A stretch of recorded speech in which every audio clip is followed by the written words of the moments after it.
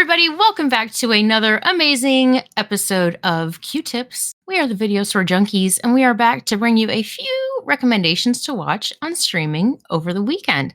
And we're just going to get it going, and I will pass this over to Bill. Oh, well, I was just trying to look up something because I wasn't sure. My first movie is from 1975, and it is the first feature film directed by John Carpenter. It is Dark Star, super low budget. I mean, the final budget was estimated at $60,000, which actually sounds like a lot for 1970. It came out in 75, but it was made from 70 to 72. This is one of those student film projects that they do in college if you're a budding filmmaker, and sometimes they turn out so good they end up in a anthology film, or sometimes they get expanded. This came from the help of Jack H. Harris, who we all remember from The Blob. He did this with a number of films, including Equinox, one of my favorites. And he took this film, decided that about 30 minutes of the film was boring, and insisted that they cut those out and shoot another 35 minutes of footage to bring it back up to a reasonable length. So this is a super low budget movie about a bunch of guys in space whose job is to blow up planets with their computerized intelligent bombs. And they've gone nuts. They've been there for a long time. They hate each other. It's funny. They have an alien on board that looks like a beach ball. This is one of the things that they added to the film. And there's a long extended sequence where this clawed beach ball and one of the heroes has a fight. It doesn't have a strong narrative thrust, let's say, but it's fun, and it's got cool music score by Carpenter, and it's just a whole lot of fun. But the thing about this film, definitely worth watching. Kind of a slow burn, but I loved it a lot. This thing is so influential. Incredibly influential. Dan O'Bannon, who was the writer of the film, later, decided he kind of noticed that the audiences weren't really laughing at some of the funny bits. Well, I was like an idiot, but alone in the theater, decided to redo it as a scary film. So he wrote Alien. Okay. Oh. Red Dwarf is said to have been influenced by this, because Doug Naylor said that Dark Star was the inspiration for a bunch of radio sketches that he did that eventually became Red Dwarf. And it's also said to be an inspiration for Red versus Blue, and I can definitely see that as well, especially in the dialogue when one of the bombs suddenly becomes sentient and decides that his purpose is to explode, and they're trying to talk him out of it. It's great. I really like this film a lot. Definitely give it a look, and you could see even early on there's some serious talent here. They had no resources, but they shot for the stars. And although the film really died at the box office when it came out, once it went to video, it slowly has built a cult following. It's definitely one of the ultimate cult films. So that's Dark Star. And what I have written down here is that it is on Tubu. Tubu. Is that a thing, or did I just misspell Tubi? I think you just invented a new network. Yeah. Oh, well, I'm going to give credit to Tubi, because really, you usually can't go wrong saying it's on Tubi. Mm-hmm. So I'm just going to say it's on Tubi. And I will throw this to Paul. Why, thank you, Bill. And I definitely want to second that one. I absolutely love that film. And Dan O'Bannon is the one he plays Sergeant Pinback, who's the one who battles the alien. In fact, so yeah. So speaking of aliens, I have my pick is one of my favorite Christmas specials ever, and it's from a series. It's one episode series. In fact, it's the very last episode of a series. And Bill, you probably know which one this is. Why? It's the most horrible Xmas ever. Oh, yay! Episode of Invader Zim, playing on Paramount Plus. So Invader Zim is this bizarre. I mean, all right, somebody at Nickelodeon was like, "Hey, here's this guy who writes this comic called Johnny the Homicidal Maniac. Let's give him a kids show." Sure. And hence Invader Zim was born about this little fuck up alien who basically he gets banished to Earth, but he thinks he's being sent there to take over, and he's given a robot named Gur whose brain is literally keychains. And he's a screw up. You don't really need to have watched any of it to enjoy the most horrible Christmas ever, because you get the feeling you get most of the characters. You don't really need the jokes are there, but it is eminently quotable. It is framed as a story being told from like the year, I think it's like 3000 by robot snowman Mr. Slushy, and it is dark. It was just twisted. I think Bill, you talked about this before, that they knew they were being canceled, and they had a choice of like 2 other episodes to finish, and they were like, let's do this one. And it's just so much fun. So it's on Paramount Plus. It's the very last episode of Invader Zim, though it might not be listed that way because they're out of order or whatever, but it's the most horrible Xmas ever. And it is absolutely one of my favorites, and it's one of Shelley's favorites as well. Yeah, it's great. It's a great show. Yeah. Oh, yeah. Great Christmas special. And speaking of great Christmas specials, I'll pass this to Renee. I'm not sure what that means, but there you go. I like it. So my first recommendation is about a young lady who is babysitting a young man while his parents are out at a Christmas party. Typical things that happen over the holidays. Unfortunately, they deal with a home invasion situation, and things get a little intense. And I really, this is one of those movies where I just don't really want to tell you a whole lot more, but it's a pretty entertaining movie. I think you'll like it. Anyhow, so this movie, I should probably tell you what it is. This movie is called Better Watch Out, and it is available on Shudder and Tubi and Peacock. No, I'm going to take that part out because I'm mad at Peacock right now. So it's available on Shudder and Tubi and the Roku channel and Hoopla. It's just available at a few different places. So yeah, this movie is called Better Watch Out, and it is from 2017. And my very first recommendation. And I will pass this back to Bill. Yeah, I enjoyed that movie too. It was fun. It was fun. Yeah. Okay, so my next film from 1979. This is one of my favorites. This poster was on my wall, drawn by the great William Stout. It is Rock and Roll High School, starring directed by Alan Arkush, starring P.J. Soles from Halloween, Vince Van Patten, the great Clint Howard, and the amazing Mary Warrenoff. And if that weren't enough, the Ramones, the actual Ramones, who play the Ramones, and can't act at all. I mean, they fail utterly at convincing you that they are the Ramones, but they are indeed the Ramones. And what could be more punk rock than not being able to actually be yourself?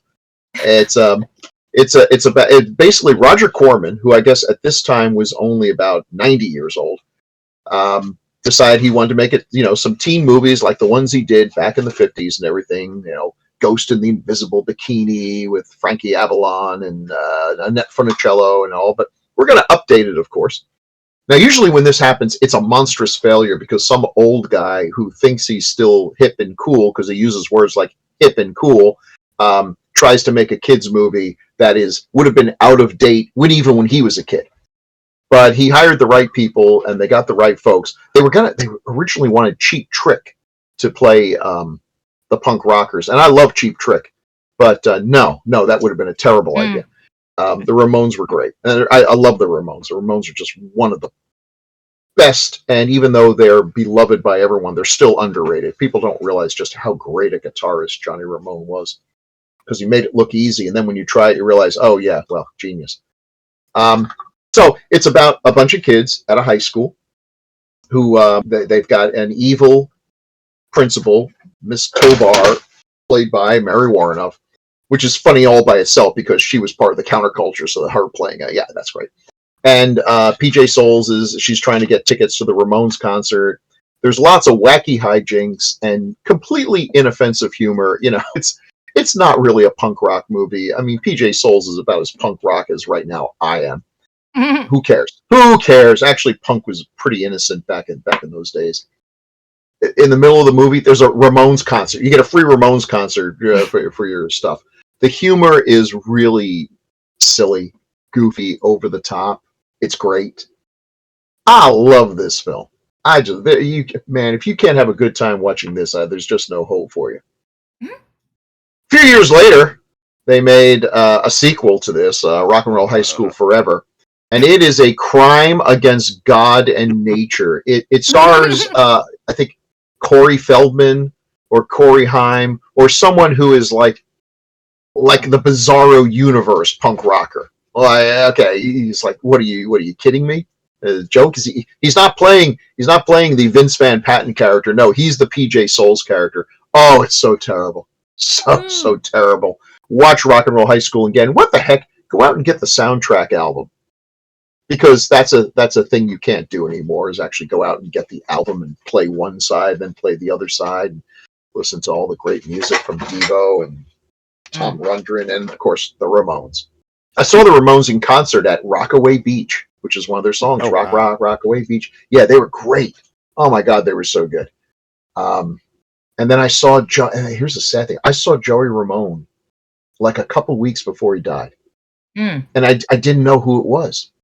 Just this tall, pale guy who kind of looked like Howard Stern in my hometown. And I remember thinking, boy, that guy looks like a goth Joey Ramone. And Joey, it was, oh my God, had cancer. Yeah, he had cancer and these were like, one of the regrets of my life is that I did not run up to this guy and just tell him how much I loved his stuff and just how important it was. This is the stuff I listened. 1979 is when I graduated from high school. Ramones were some of the first albums I bought when I had my own stereo for the first time.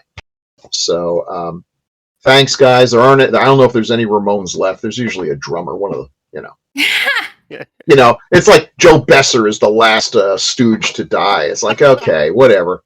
But anyway, Rock and Roll High School, all on, of course, Tubi, and if it exists, it's probably on Tubu as well. And I throw this to another punk rocker, someone who knew all three chords, Paul. Oh, thank you. Yeah, definitely want a second Rock and Roll High School. Absolutely love that one. So, well, my second film is, my first one was a Christmas one. This one's a Christmas one. And what's interesting is I enjoyed You Better Watch Out as well. And this one, an alternate title for it is You Better Watch Out. But it's most commonly known under the title Christmas Evil from 1980. Uh-huh. Currently playing on AMC Plus, Roku, Vudu Free, Shudder, Tubi. It stars Brandon Maggart as a man who is obsessed with Santa and Christmas. He works at a toy factory. And it's sold sort of as a Santa slasher, but while no spoilers, he does kill some people. They deserve it. And the film really takes its time establishing who this character is. It's more about who he is. It is hilarious. It is weird. It is funny. John Waters says this is his favorite Christmas movie ever. And I kind of agree with him. One of the our podcast favorites, Jeffrey DeMunn, actually plays the brother of the main character, a very young Jeffrey DeMunn. He's only like 33, though he looks older. Yeah, it is super fun. Trivia note: Brendan Maggart, the man who plays the guy who's obsessed with Santa, he has 7 children, one of whom is Fiona Apple. So there you go. Not in the movie, but in real life. And anyway, it is so much fun. To me, the ending is what really just puts it over the top and makes it such a fantastic film. It's actually much smarter than a Christmas slasher, to be honest. In fact, the director said he feels it's closer to Frankenstein, and towards the end, you'll definitely see why he thinks that. Love this film. So that's Christmas Evil, playing on AMC Plus, Roku, Vudu, Shudder, and Tubi. And speaking of people obsessed with Santa Claus, I'll pass this to Renee. True. It's true. Had to go to rehab for that. Um, so, okay, listen up, people. If you don't watch this movie, don't ever speak to me again. No, I'm just kidding. um, but this movie is outstanding. This movie is about a young boy who lives with his father on a ranch. Essentially, it's a ranch. They are in Finland. And some big business guys come in and just start working on a nearby property. And whenever these guys come in, they start messing around with the nature. Yeah, nature, and then Mother Nature. She gets mad, and then the animals and things go awry. So that's essentially what this movie is about. This movie is called Rare Exports: A Christmas Tale. You can watch this movie on Tubi, of course. You can also watch it on Hulu. Probably much better to watch it on Hulu if you can, because there's no ads. Watch it on Canopy or also Pluto. And I will tell you, my sister would second this recommendation. And that is probably the only movie that I can say this about. So, yeah, this movie is called Rare Exports. I recommend it. It's a Christmas movie. You'll enjoy it. I agree. Well, thanks. Yeah, definitely. I'll second that or third it. Yeah. Yeah. I love that film. Yeah. And if you haven't noticed, Zachary is not here tonight, but I wanted everyone to know that he, on his behalf, he really wanted to make sure that everybody watched Black Adam, which is currently in theaters and will soon be coming to HBO Max. And by that, I mean, he absolutely does not want you to watch that movie. I was going to say, in fact, that's where Zach is right now. He's watching it again. He's currently watching it again because he loved it so much. I love it. Oh, I love it. Don't let people tell you what not to watch, man. You watch it to spite him. There you go. Yeah. Yeah, how are we going to get more Black Adam movies if people don't run out there and do it? Exactly. Exactly. Oh, yeah. So that's I think that's all we've got for tonight. Anyone got anything to sing us out with? Why? I mean, I was tempted to do Rock and Roll High School, but if I don't do this song from Invader Zim, my wife would kill me in my sleep. This is the one of the songs from the only song from Invader Zim. Kind of. But here we go. Bow down before the power of Santa, or be crushed. Be crushed by his jolly boots of doom. Yep. Yeah. That's good stuff. It's a great show.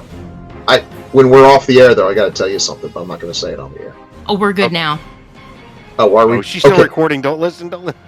Oh, yeah. Do I have to stop recording this? Yeah. Okay. All right. Hold on. Get in trouble.